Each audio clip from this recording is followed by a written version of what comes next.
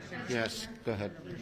I know it's your goal, but can you guarantee a vote on Build Back Better before Christmas? Look, the bottom line is right now there are good discussions going on. As I said, we're moving forward in with progress.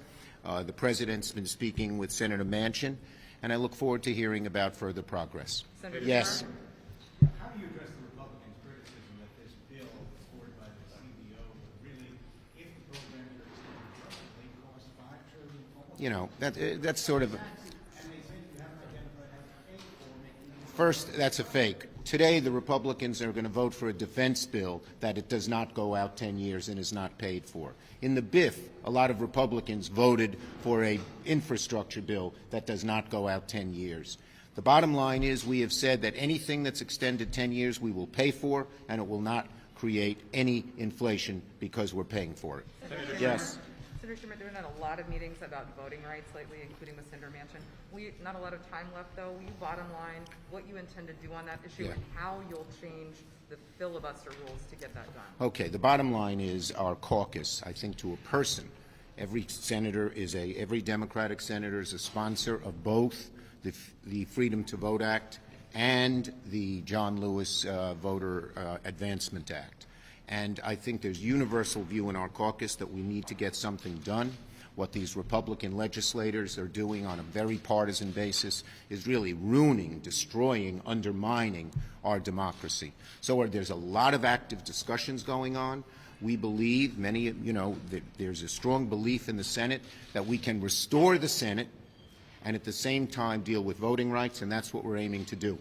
Yes. We're back to Build Back Better. I know Christmas is your goal, but there's a lot to do, and Senator Manchin is still kind of wishy-washy on where he is. What makes you think this can get done before Christmas, and isn't it more realistic to just push it to after? The bottom line is, as I said, the parliamentarian is working. All our staffs are working. 11 of the 12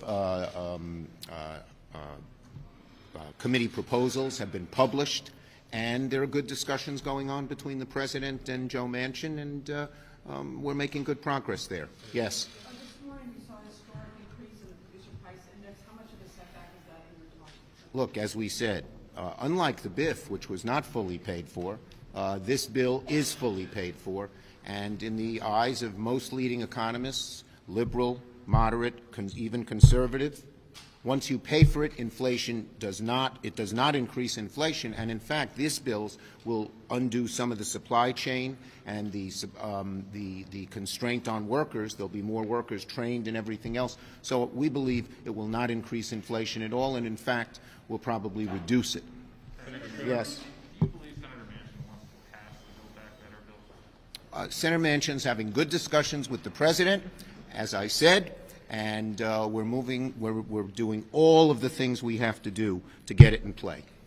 Yes. Do you need further rules changes? I can hear you.